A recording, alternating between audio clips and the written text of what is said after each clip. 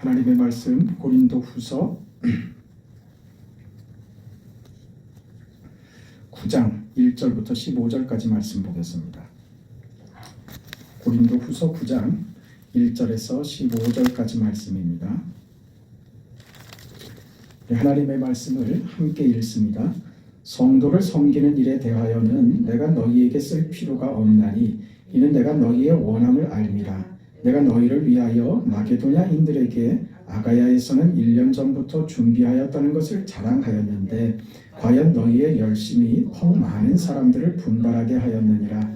그런데 이 형제들을 보낸 것은 이 일에 너희를 위한 우리의 자랑이 헛되지 않고 내가 말한 것 같이 준비하게 하려 함이라. 혹 마게도냐인들이 나와 함께 가서 너희가 준비하지 아니한 것을 보면 너희는 고사하고 우리가 이 믿던 것에 부끄러움을 당할까 두려워하노라.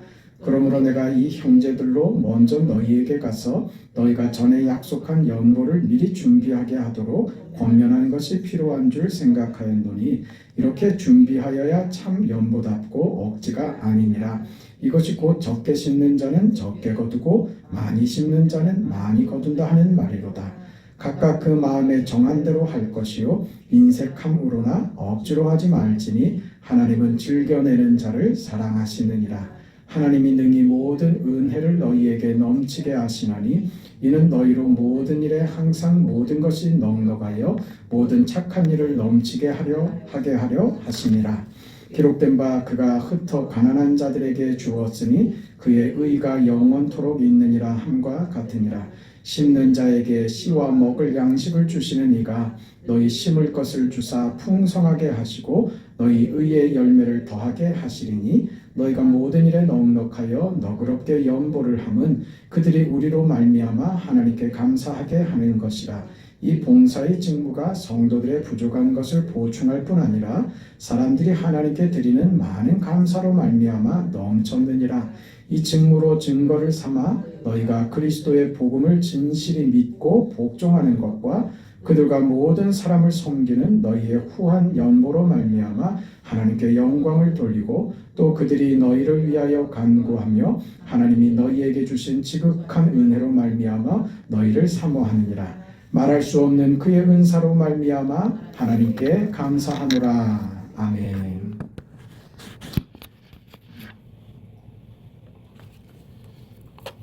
고린도 교회의 두 번째 그 편지를 보내는 바울은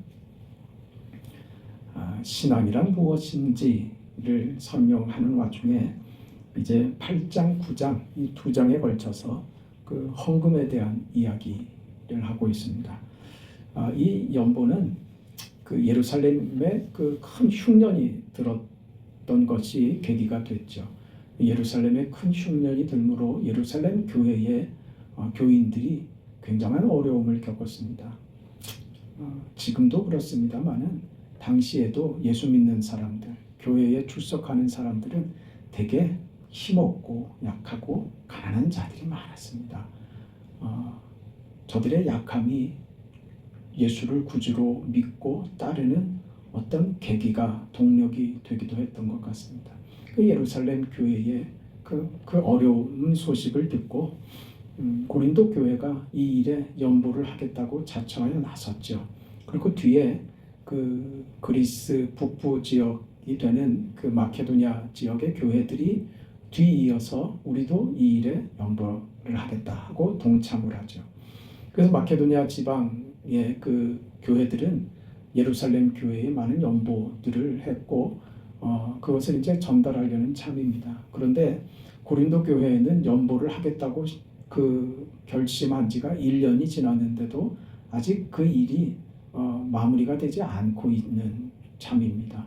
그래서 바울은 이 마게도냐 지방의 교회들이 이렇게 연보를 마쳤다라고 하는 이야기를 하면서 너희가 시작한 그 일을 마무리를 하기를 원했던 것이죠. 그래서 바울이 마게도냐 그 교회들의 몇 사람들과 함께 고린도 교회를 방문하게 될 것인데 그때 그 고린도 교회가 그 연보하기로 결심했던 그 구제금의 결실을 보여주기를 그 기대했습니다.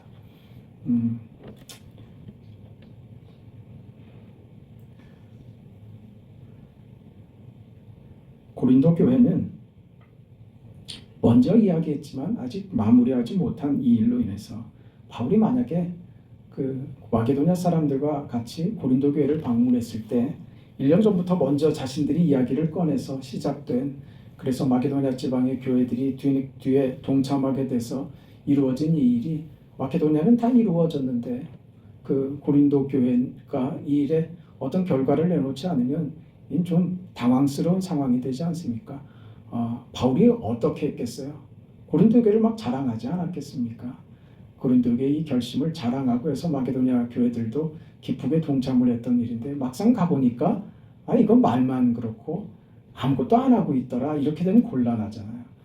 그러니 지금 바울이 디도와 함께 몇몇을 지금 고린도 교회에 먼저 보냅니다. 그래서 고린도 교회의 이 일이 빨리 마무리가 되어서 자신이 뒤에 방문했을 때 이 구제 연보에 대한 헌금에 대한 결과를 저들이 내놓기를 바랬던 것이죠. 그러면서 바울은 이 일을 내가 너희에게 강제하는 자로 이 말을 하는 거 아니다. 내가 너희에게 이런 요청을 하는 것은 내가 너희 위에 있기 때문에 어떤 권위로 나의 어떤 자존심 때문에 너희한테 이런 얘기하는 것이 아니다. 나는 너희의 종된 자리, 너희를 상전처럼 그렇게 너희를 위한 종의 자리에서 종의 역할로 이 일을 하고 있다. 그런 자신의 입장을 이야기하죠. 그것이 결국은 무엇이냐면 바울이 저들에게 마치 저들의 종이 된 것처럼 너희의 기쁨을 위하여 내가 무엇을 도울 수 있는가에 늘 목말라 있고 종된 자세로 교회를 위한, 성도를 위한 자신의 역할, 그 마음을 지금 표현하고 있습니다. 그것은 바울이 누구에게 배웠느냐? 예수님께 배운 것이죠. 그는 근본 하나님의 본체였으나 하나님과 동등됨을 취하지 않으시고 우리의 육체를 입어 사람이 되신 것이죠. 낮아지신 것이죠. 하나님이 마치 사람이 되어 우리의 종처럼 우리를 위하여 어느 자리까지, 죽는 자리까지 찾아오시더라 이거죠. 하나님의 마음이 이렇다는 겁니다. 지금 바울이 가지는 마음은 하나님이 자신에게 보였던 것입니다. 예수를 믿는 자에게 예수를 믿는다는 것이 무슨 뜻인지, 오늘 저와 여러분이 나는 예수를 믿습니다 할 때 그 믿음이 가지는 그 뜻이 우리 생애 속에서, 우리 현실 속에서 구체적으로 어떻게 실현돼야 하는가, 어떻게 우리 인생 속에서 나의 믿음이 구체화되어야 하는가, 이것을 오늘 도전받아야 된다는 말씀입니다. 이 구제의 연보는 무엇이냐? 우리가 하나님께 헌금을 한다는 것은 무엇이냐? 하나님이 우리를 살리고 구하고 우리를 위하여 못할 것이 없이 다 내어주신, 하나님이 마치 우리의 종이 된 것처럼 제물이 되어 죽는 그 모습, 하나님의 마음, 우리를 향하여 가지는 아버지의 뜻과 아버지께서 하시는 일, 그것을 바울이 알았기에 바울도 그런 위치와 그런 자세로 성도들 아래 머물며 저들을 위하여 종된 자세로 저들을 섬기고 저들을 위하는 일에 자신의 인생을 거는 것이죠. 이게 내 믿음이다. 이게 내가 받은 것이다. 그러는 겁니다. 그러니 너희도 이 일에 하나님이 너희에게 보이신 것이 무엇인지 깨달아서 너희가 그런 받은 그 은혜, 내가 예수를 믿는다라고 하는 하나님이 내게 허락하신 이 믿음과 이 은혜가 무엇을 요구하고, 그래서 우리 믿음이 우리 현실, 우리 삶 속에 어떻게 표현돼야 되는가, 어떤 삶으로 나타내야 하는가 하는 것을 알아라 이거죠. 그것이 지금 무엇으로요? 예루살렘 교회 성도들을 돕는 일, 구제하는 일, 이 일에 너희들이 동참하는 것이 바로 무슨 불쌍한 사람 적선하는 마음으로가 아니라고요. 그게 무엇인지 아는 거예요. 무엇이? 그게 믿음이다. 내가 받은 것이다. 내가 받은 구원이며 내가 받은 은혜이며 생명이고, 그래서 내가 살아야 할 삶의 내용이 바로 이것이다. 그것이 너희의 자랑이 되고 기쁨이 되는 것이다. 이 인생 한번 살아봐라 이거죠. 그러니 지금 바울이 애가 타는 게 뭐예요? 약속을 하고 결심을 하고 1년이 넘도록 그 일을 지키지 못하는 것에 대해서 바울이 갖는 애통함은 무엇이냐? 내가 너희 때문에 부끄러워질까 봐가 아니란 말이죠. 바울이 애타는 것은 그 지점이 아닙니다. 너희가 왜 이 축복의 기회, 너희가 믿음으로 살아갈 이 복된 기회, 너희가 받은 인생을 위대하게 복되게 살아갈 그 기회에 그 기회를 놓치지 말고 그 인생 살아내라 이거죠. 그러니까 뭐라고 말하는 거예요?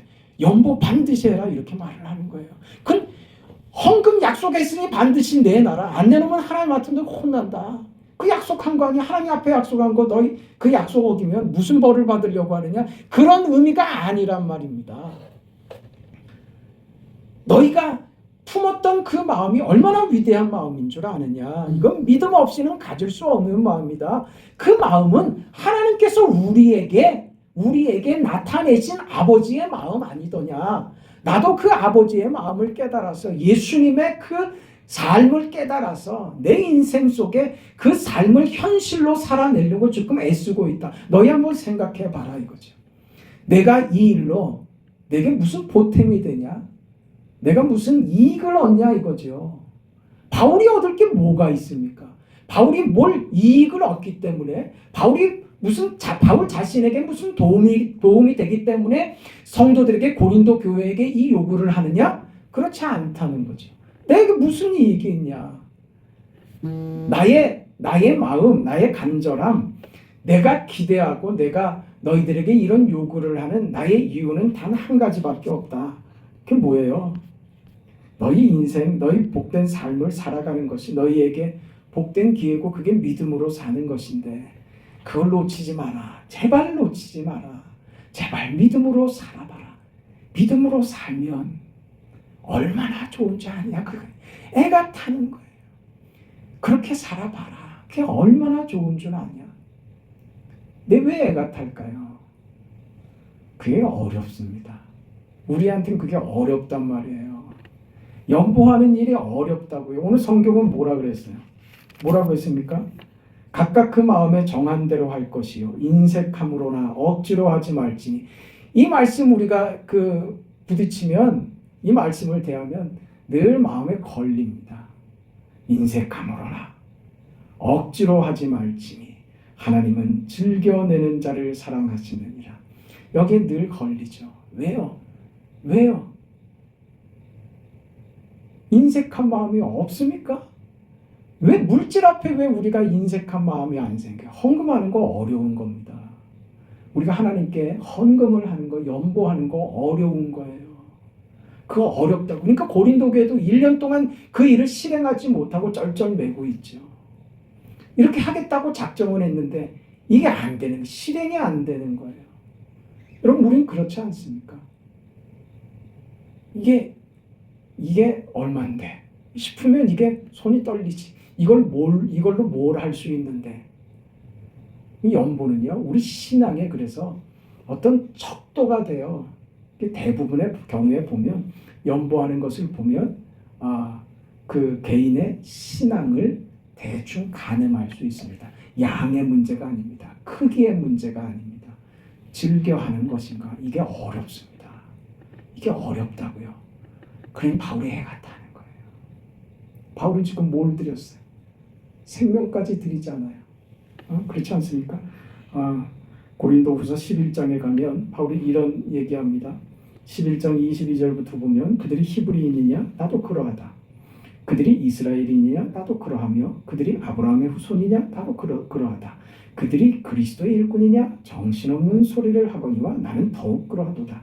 내가 수고를 넘치도록 하고 옥에 갇히기도 더 많이 하고 매도 수없이 맞고 여러 번 죽을 뻔하였으니 유대인들에게 40번에 하나 감한 매를 5번 맞았으며 3번 태장으로 맞고 1번 돌로 맞고 3번 파손하고 일주야를 깊은 바다에서 지냈으며 여러 번 여행하면서 강의 위험과 강도의 위험과 동족의 위험과 이방인의 위험과 신의 위험과 광야의 위험과 바다의 위험과 거짓 청제 중의 위험을 거짓 청제 중에 위험을 당하고 또 수고하여 애쓰고 여러 번 자지 못하고 죽이며 목마르고 여러 번 굶고 춥고 헐벗었노라. 이 외의 일은 고사하고 아직도 날마다 내 속에 눌리는 일이 있으니. 이런 일 고사하고 바울이 정말 괴롭고 힘든 일이 있다. 뭐라고 하느냐? 아직도 날마다 내 속에 눌리는 일이 있으니 곧 모든 교회를 위하여 염려하는 것이다. 너희가 나를 염려하게 하는 게 내가 매맞는 것보다 더 힘들다. 그 얘기하는 거예요. 자식 키워보니까 다 아시잖아요. 그렇죠. 누가 약하면 내가 약하지 아니하며 누가 실족하게 되면 내가 애타지 아니하더냐. 내가 부득불 자랑할진대 내가 약한 것을 자랑하리라. 주 예수의 아버지 영원히 찬송할 하나님이 내가 거짓말 아니하는 것을 아시느니라. 다메섹에서 아레다 왕의 고관이 나를 잡으려고 다메섹 성을 지켰으나 나는 광주리를 타고 들창문으로 성벽을 내려가 그 손에서 벗어났노라. 이렇게 얘기하죠. 바울은 자신이 이 일을 감당하면서 어떤 일을 경험했는지 이야기합니다. 참 놀랍습니다. 결국 이 말이 뭐냐면 나 이런 삶을 살았다는 거예요. 내가 얼마나 고생했는지 아느냐? 뭐 무용담을 얘기하려고 하는 게 아니에요. 내가 어떻게 사기꾼이겠느냐? 내가 언제 사리사욕을 취하면서 살았더냐? 그런 인생이 어떻게 이런 고생을 할 수 있느냐? 내가 거짓말을 치고 거짓교사고 사기꾼이었으면 이런 고생을 내가 애써 외면하고 도망다녔지. 이 고생을 내가 왜 했겠느냐?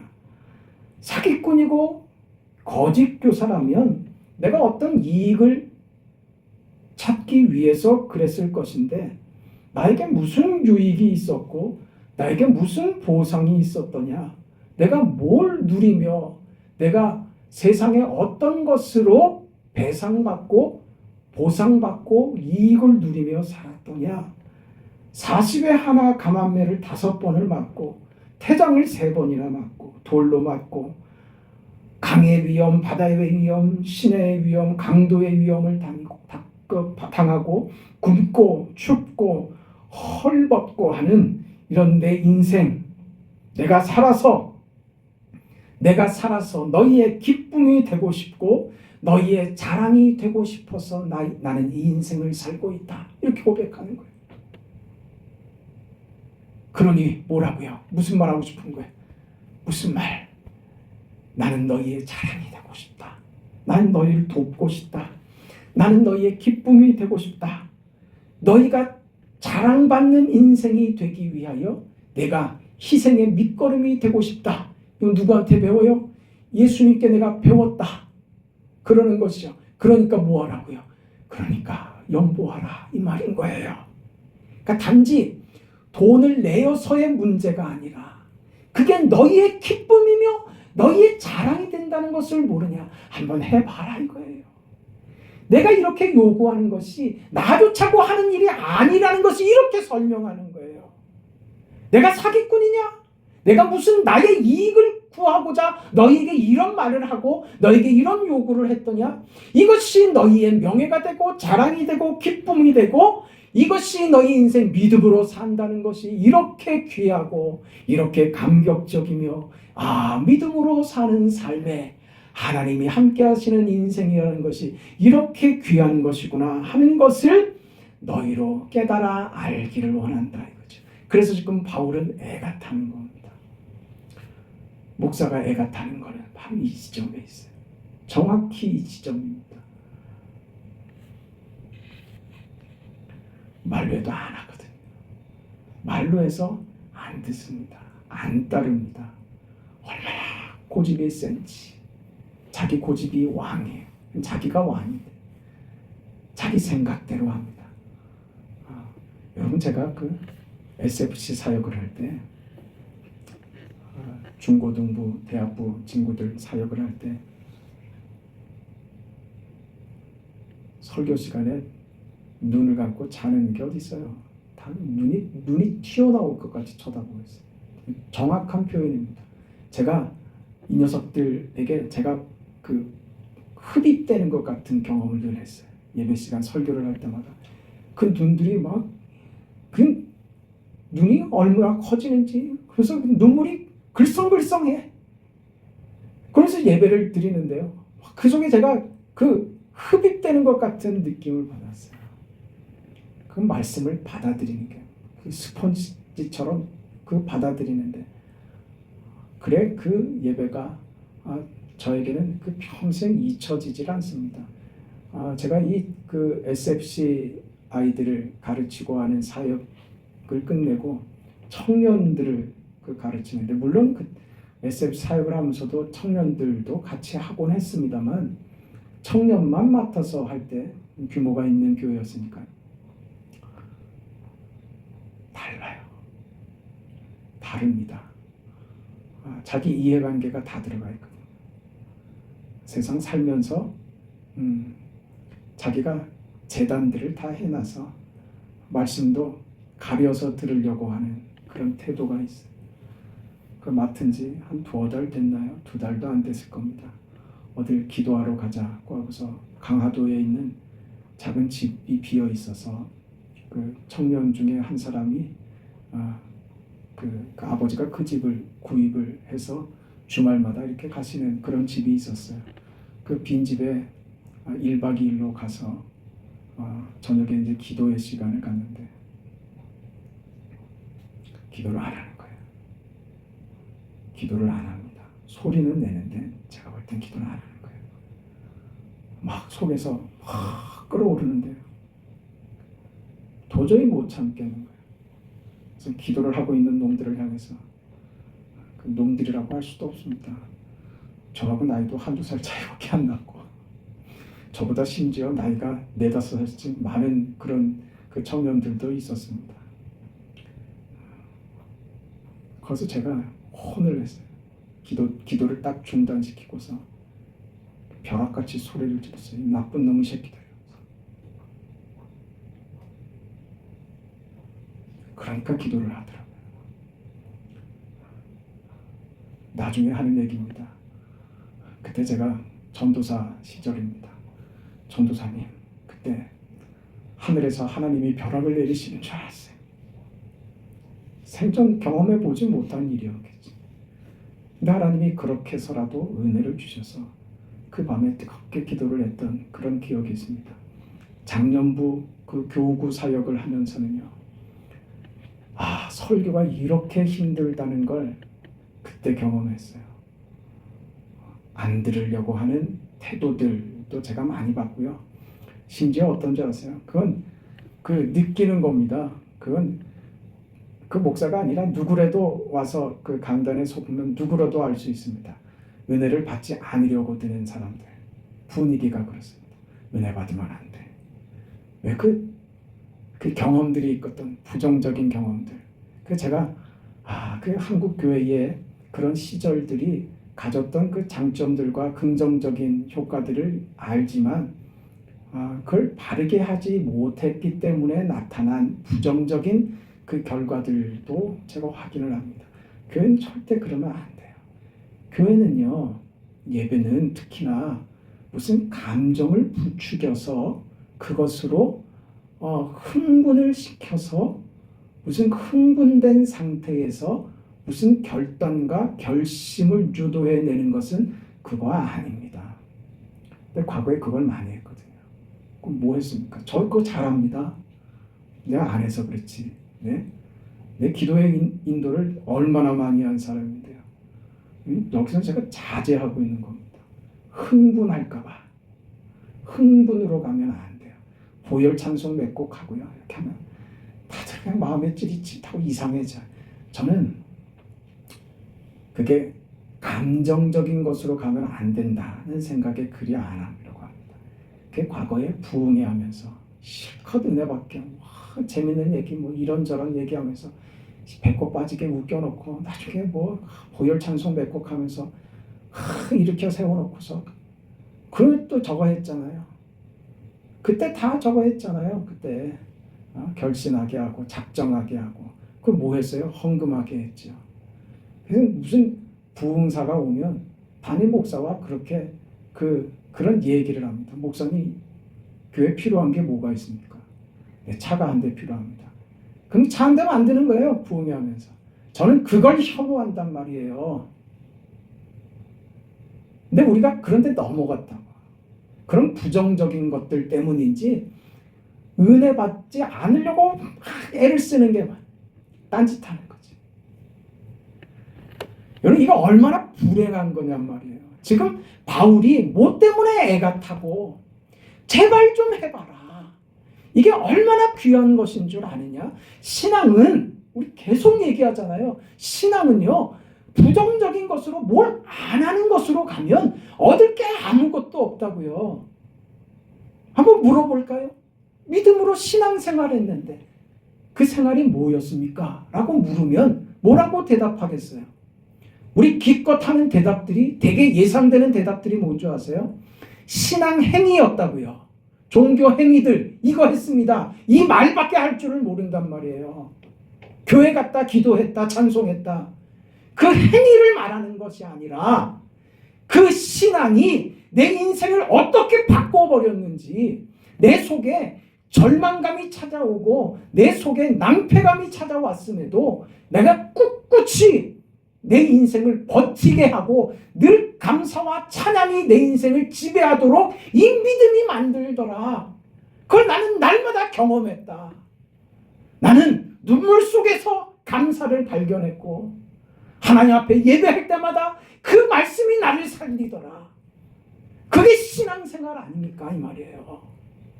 지금 바울이 무엇 때문에 이렇게 호소를 하는지, 내가 사기꾼이냐? 내가 거짓말장이냐? 내가 너희에게 무엇을 얻고자 지금 이러는 것이냐? 아니라는 것을 너희가 최소한 그런 것은 아니라는 것은 너희가 알고 있지 않느냐? 그럼 내가 너희에게 왜 이러겠느냐? 돈 몇 푼 때문이냐? 그게 아니라 너희 인생이 믿음으로 산다는 것이 얼마나 위대한 것이라는 것을 너희 제발 경험을 하라 이거죠. 그 경험은 너희가 그렇게 행하지 않으면 도무지 경험되지 않는 겁니다.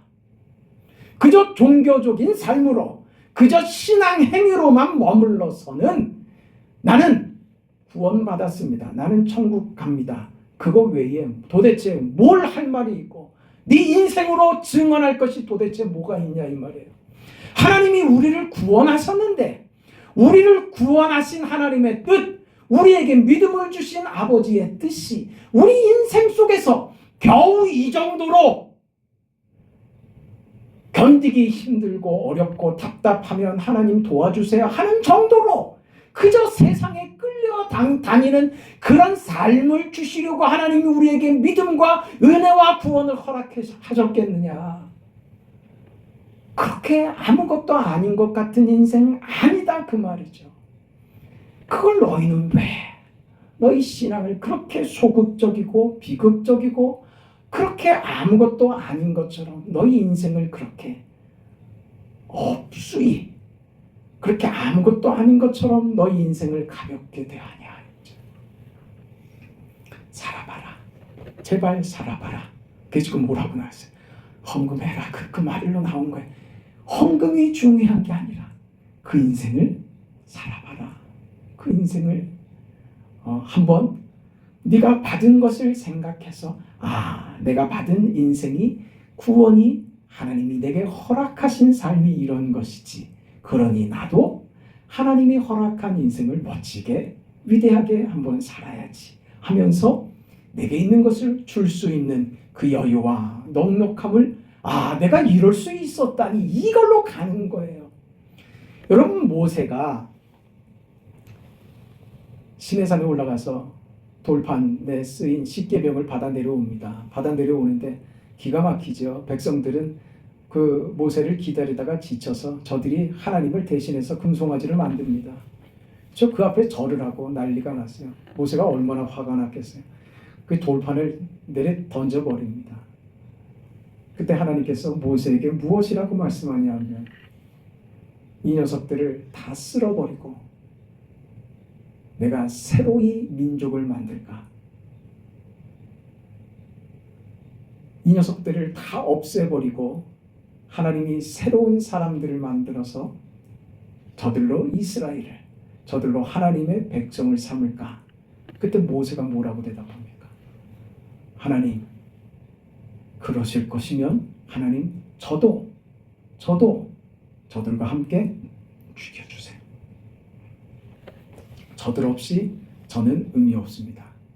이렇게 나온다고요. 근데 하나님이요, 모세의 반응을 흡족하게 여기시죠. 여러분 보세요. 여기서 모세가 대단해서 하나님을 꺾은 것 같으세요?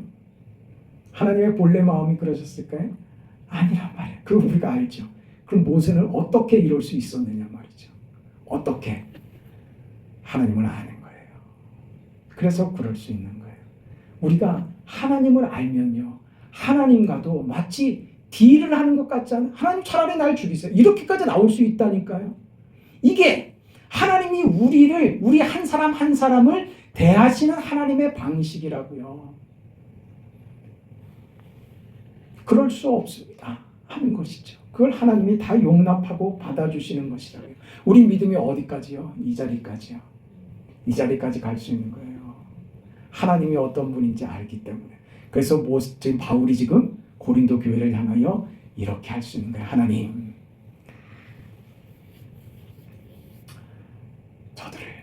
저들을 계획하시고 약속하시고 복 주신 그 뜻을 따라 저들의 인생이 위대하도록 저 성도들의 삶을 하나님 위대하게 만들어 주세요.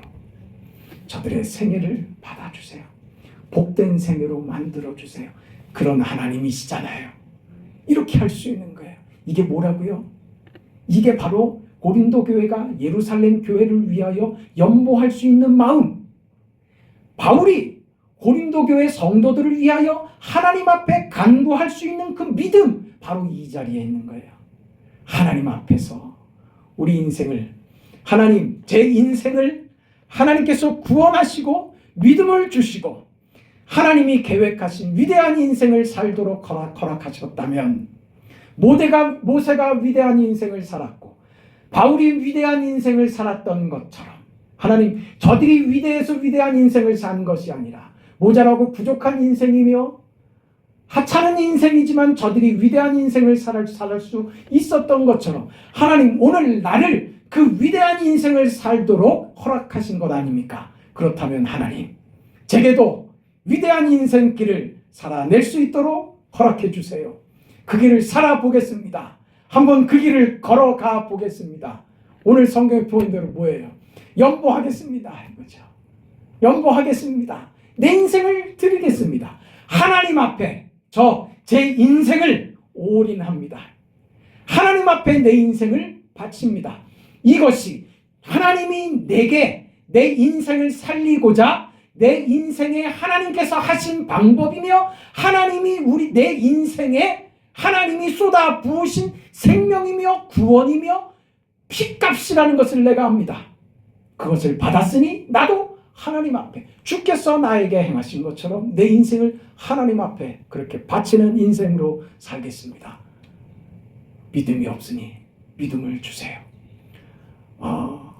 자원하는 마음, 기쁜 마음으로가 아니라 인색한 마음이 자꾸 드니, 하나님, 그렇다고 저 뭐라고 하지 마시고 인색한 마음으로 할지라도 하나님 그만큼이라도 받아주세요. 그리고 그 다음에 더 커지게 해주세요. 더 자라게 해주세요. 그렇게 할 수 있다고요. 그 하나님이신 걸 지금 모세도 알았고 바울도 알고 있고, 그래서 성도들에게 이 하나님을 알게 하려는 겁니다. 우리가 그 자리에 있습니다. 그거 하는 게 우리는 지금 어렵단 말입니다. 인색한 마음이 자꾸 들어서. 그러나 여러분, 우리는 인색할지라도 하고 있다는 게 중요한 거라는 거예요. 내 인생이 바뀌어졌구나. 내 인생이 지금 이것을 할 수 있는 삶이 됐구나. 변화된 것이죠. 이렇게 살겠습니다. 부족한 대로 받아주시고 위대한 인생으로 내 인생을 변화시켜 주신 하나님, 이 인생을 받아주세요.